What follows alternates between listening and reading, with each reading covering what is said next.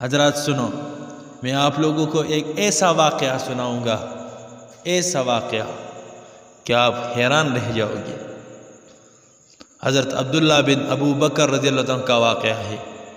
حضرت عاتقہ رضی اللہ عنہ بڑی خوبصورت تھی، علم اور شعر و شاعری میں مشہور تھی۔ حضرت ابو بکر صدیق رضی اللہ عنہ کے بیٹے سے شادی ہوئی، عبداللہ بن ابو بکر رضی اللہ عنہما۔ عبداللہ بن ابو بکر رضی اللہ عنہما بھی بڑے خوبصورت جوان تھے، 30 برس کی عمر تھی۔ شادی ہوئی تو بیوی کی محبت میں ایسے گرفتار ہوئے کہ اللہ کے راستے میں نکلنے میں سستی آنے لگی اور دین کو پھیلانا چھوڑ دیا۔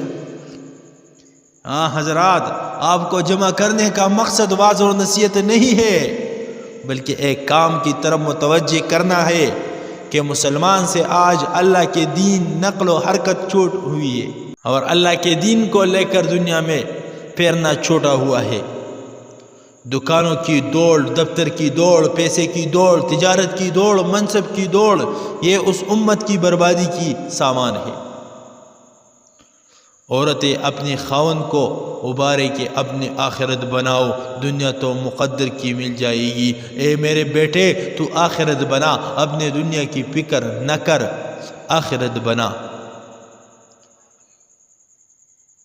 تیرا رزق اس وقت لکھا گیا جب تو میرے پیٹ میں تھا، اب تو اپنے روزی کا فکر نہ کر، تو اپنے آخرت کی فکر کرتا کہ تیرے آخرت بنے اور ہم بھی تیرے ساتھ جنت میں جا سکے۔ ایسے خوبصورت بیوی اور ایسے شاعرہ کہ حضرت عبداللہ سست پڑنے لگے باہر نکلنے میں اور اللہ کے راستے میں جانے میں سستی آنے لگی۔ حضرت عاتقہ ترغیب تو دیتی، لیکن جب بیوی کی محبت غالب آئی تو ابو بکر صدیق رضی اللہ عنہ نے کہا، بیٹا تو عورت کی محبت میں اپنی پرست سے غافل ہو گیا، اپنے منصب سے غافل ہو گیا۔ کیا تو اس لیے دنیا میں آیا ہے کہ گھر میں بیٹھے؟ نہیں، کلمے کو سارے دنیا میں بلند کرنا ہے۔ یہ بیوی تیرے ساتھ نہیں رہے گی، اسے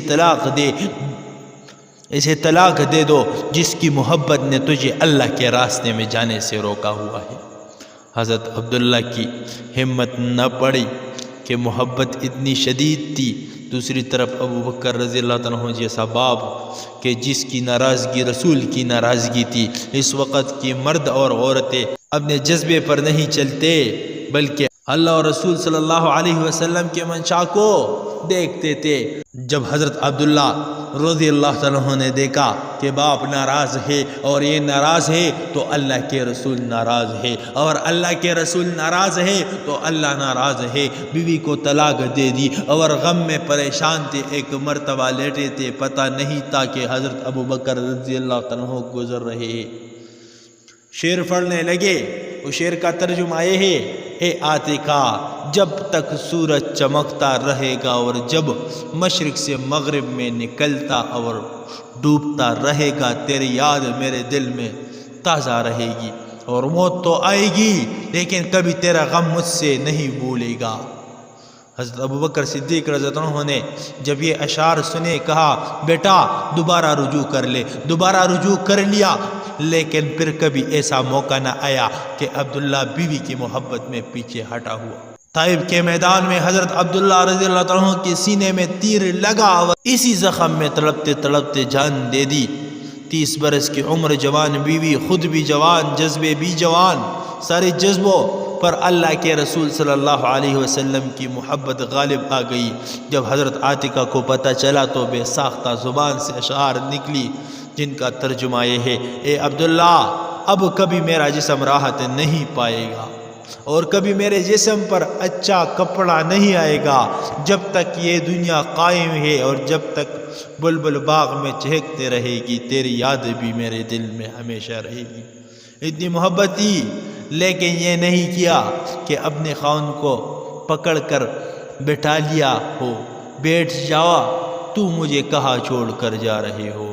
نہیں، یہ بات ان کے سامنے تھی کہ موت تو برحق ہے، الموت حق والحیات باطل، موت حق ہے اور زندگی باطل ہے، اور دنیا میں کبھی وصال نہیں ہے، دنیا میں فراق ہی فراق ہے۔ اے عاتقہ جب تک سورج چمکتا رہے گا اور جب مشرق سے مغرب میں نکلتا اور ڈوبتا رہے گا تیری یاد میرے دل میں تازہ رہے گی، اور موت تو آئے گی لیکن کبھی تیرا غم مجھ سے نہیں بھولے گا۔